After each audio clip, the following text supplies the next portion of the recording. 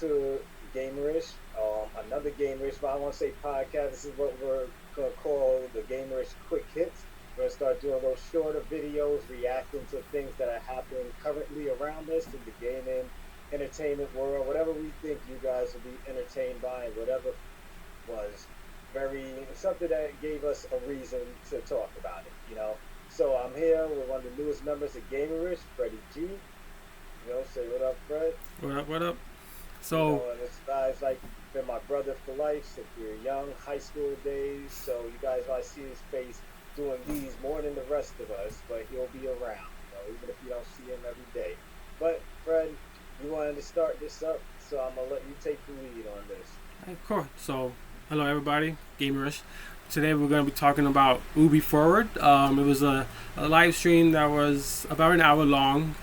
They hit up on different type of games, some new IPs, and also just a whole bunch of new updates that maybe you'd be interested, maybe you won't be interested. So, starting off, Dre, what popped in your head after you finished watching it?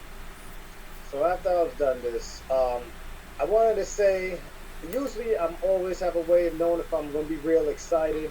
Some things happened that were cool. We got our Prince of Persia and all that stuff, but some things happened that we weren't expecting. I guess it's always good not to have things ruined, but at the same time, there was nothing spectacular to me, but we had some highlights. Yes. Wasn't expecting, you touched on it a little bit, the Prince of Persia remake. I don't remember too much about the original, what they were remaking, the time, Stand Before Time. I know it's a classic Prince of Persia game, but I think they're trying to test out if this does well to maybe, start a new line of Prince of Persia games. So maybe something we could look forward to in the future. What are your thoughts? Yeah, I think it's good.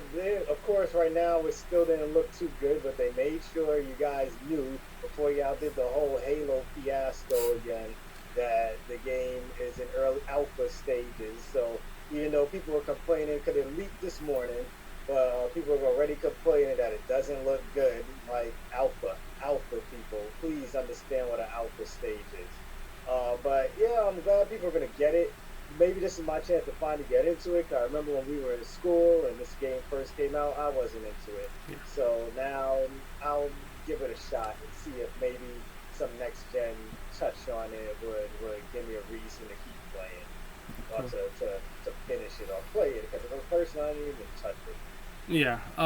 So they did announce some new IPs. From two that kind of stands out is the new IP with I kind of have a feeling it's like SSX meets Fall Guys. It's Riders Republic. What's your thoughts on that? Riders Republic. First off, they went too long with this showing. I think that's something that should have been in the middle of the show, a teaser trailer. It looks all right. I think I'll test it out. I don't think it's something I'm gonna play for long unless it's absolutely mad fun. I feel like from what I saw, it's gonna be a lot of chaos between riding bikes, what is it? Those hang gliders. I don't know if that's what they're called for sure. Skiing and snowboarding are all included in this. And it looks okay. Graphically, it definitely looks beautiful. They did mention next gen, so good graphics there. It looks like. Oh, I missed you. What happened? No, I was gonna say, it does look like they didn't give us a player count, but in the videos there was like 60, maybe 70. I don't know if it was they're reaching 100, which is now the standard of these type of games. I think 100 would be too much, but I think it will be up there at least like 50, 60 people. It all depends on how big. But they did consider it. One person said it's like what do you call it? Extreme sports MMO. Yes. So did you pick up any of that SSX vibes, or that was just on me? I was thinking like, oh, they gonna do SSX, but then when I saw the other shit going, I was like, all right, this ain't SSX, but they could capture something if the snowboarding feels good. Yeah. When we're playing, but I don't know if I'm buying that one yet. I have to see what reviews say.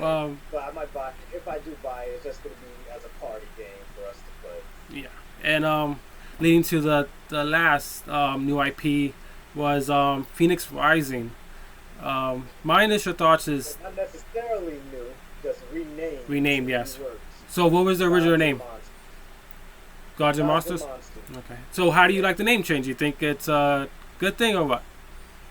Yeah, I like it now because this seems to fit more of what they showed us. When it was called Gods and Monsters, I wasn't interested at all. For some reason, I was like, this is not looking good. This looking like a piece of crap. It's going to be a failure.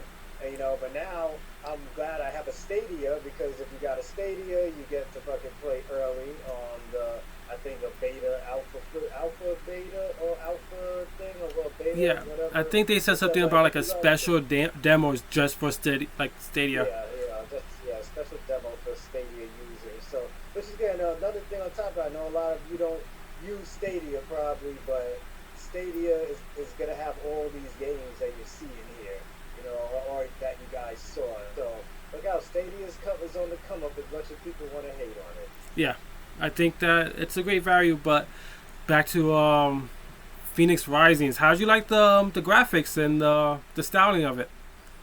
So to me, I saw Fable right away. I'm like, this is Fable with a female character, like the weapons, like this one part she's using the hammer. Well, when I saw her using the hammer, not only did I see Fable, I saw Kingdoms of Amalur. Yeah. Because I just re-downloading that game right now. I haven't played it yet, but I'm downloading it right now. So it's a mix of all that, and if they said they don't want it to be too serious. They made it in a way that is going to be funny. They wanted to make people laugh and have fun in this open world. So I think it's going to be a Fable-ish type adventure. We all could use a little more Fable in our lives. I enjoyed the art style. One thing I noticed that grabbed my attention was the scaling of everything.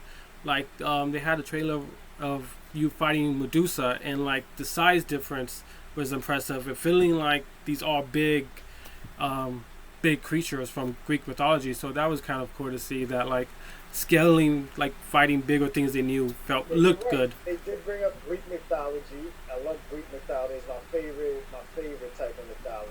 So that's also a plus. Yeah. There's a few little small stuff that we might have missed. A couple of updates on the Division 2, a new mode. People still playing Division 2. That building one, that thing where you're like in a skyscraper or some shit like that. You gotta go through levels. I didn't get to see the video they did, but I just read up on it. It looked pretty cool. But a reason to go back and grind for more loot. That's always a good thing to do in those type of games. Another thing they mentioned is people still play Rainbow Six, and they're gonna have a World Cup, which I didn't know it was that like intense. I knew it was part of esports. I didn't think they would go World Cup and all of that stuff, And what made it bad though was bringing Tony Parker. Yeah, I was like, you could have did the one guy that we all know hasn't touched a Rainbow Six game. He just looked so awkward talking about it too. Yeah, they just had him talking about what it's like to be in a World Cup. Who gives a fuck? I don't care what it's like to be in a fucking World Cup. I don't give two shits. We just want to see people who are actually going to watch this, but I'm not going to watch it. I don't care about watching people play games like that, But if people just want to see these players play and game strategies and all that type of stuff, we don't care about the intensity about being in the fucking World Cup. If you game, you game. It is what it is. You get Tony Parker was a waste. Well, they did mention something that's pretty interesting, especially with the next gen coming out. They said that cross generation is going to be there. They said they're not going to charge anybody who already has a game for a free upgrade, which if you see a lot of people doing that, 2K, for instance, is charging money to have it in the next gen. So that was pretty cool for people who are still playing and not have to worry about paying more money to play the same game. So I thought that was pretty cool that they did that. 4K graphics. So it seems if you like Rainbow Six, that you can keep playing it in the next gen. Well, and they did bring in Sam Fisher, guys. Can't forget that. I wanted to see some real gameplay, which I was kind of tight at, but they made it anime style, which kind of made up for some of my anger. I'm like, oh shit, this guy is looking pretty good, And I'm just like, yo, let's give us a Sam Fisher game. Stop featuring. I think it's like the third game that he's featured in right now. Well, he's featuring in.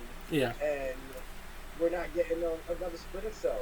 Like, I'm glad they put him in there. I might just re-download the game just to play as him and see how he works out and stuff. See if the age has gotten to him or not. But after that, man, give us some Splinter Cell, man. I'm glad to see Sam is still alive and well, but I would love to have another Splinter Cell game. That was my sleeper drop. I thought they were gonna put out there for us, but I was wrong. Well, yeah, I agree. They just know to that carrot and the stick and try to get us to just anything Sam Fisher, maybe we'll jump on. But I think people are just not interested in just him being a playable character or something else. One thing that we forgot to mention was Watch Dogs. I mean, that probably tells you a lot about that game if we forgot to talk about it. How do you feel about it, Dre?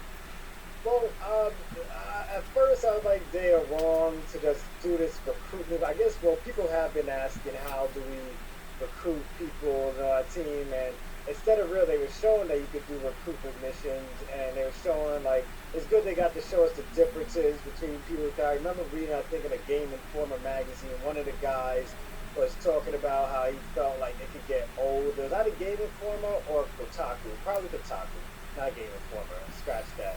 And he was talking about how he kind of felt bored playing with so many people, you know, so the good thing they got to show us like how each person differed. So of course he played an early version of the game, and they showed us how each person's gonna have their own set of skills, have their own type of weapons, can have their own type of faults if you're using them in the wrong situation. So that was a good thing, and of course the DLC with Aiden Pierce. That's a surprise because they said people been calling to bring him back, but I haven't heard any of that. So I don't know how much of that is true, but it's good to see that he's going to be there. But DLC and Watch Dogs is not really that type of game that I pay money for DLC. That actually, with that DLC, it got me thinking, what's to stop them to adding Sam Fisher to that game? A character that you could recruit. They just add DLC, $5. You get Sam Fisher in the game. You play as him. I think that this is kind of... It's going to be a little tricky because they could have to push that early though, so people will buy a season pass. Yeah, I could see them like just adding characters throughout the game because just drop a character into the game, recruit them, and you have them. You know, so you could be pretty much anybody they want. But any closing thoughts before we leave? Oh no! Well, shout out to Scott Pilgrim game not being dead anymore. Again, Scott Pilgrim versus the World is coming back, which a lot of people hated that it got taken off the store. So glad to see that coming. That's definitely something I don't mind playing on my damn phone on Stadia and stuff like that. I probably won't put it on a console, but playing it on my phone on the go and shit, I could play some Scott Pilgrim and shit. Yeah. Other than that, it was, I guess maybe my expectations were a little too high, or maybe my expectations were just killed by not seeing a new Splinter Cell. Other than that, they did what they had to do. I don't think they needed this show. I don't think this was a necessary show, but it's glad to show us. Glad that they gave us something. Because if they didn't give us something, eventually we'll be screaming for something. Yeah, so I agree. I give this show like out of 10, I'll give it a 7, 7.5. Yeah, I agree. I think 7, 7.5. They just kind of updates 2 new IPs. Not really, just one. We already knew they just changed the name on one of them. I agree. A 7.5. Things to look forward to. This is Freddie G. This is Dre. Gamerish Quick Look. See you until the next one.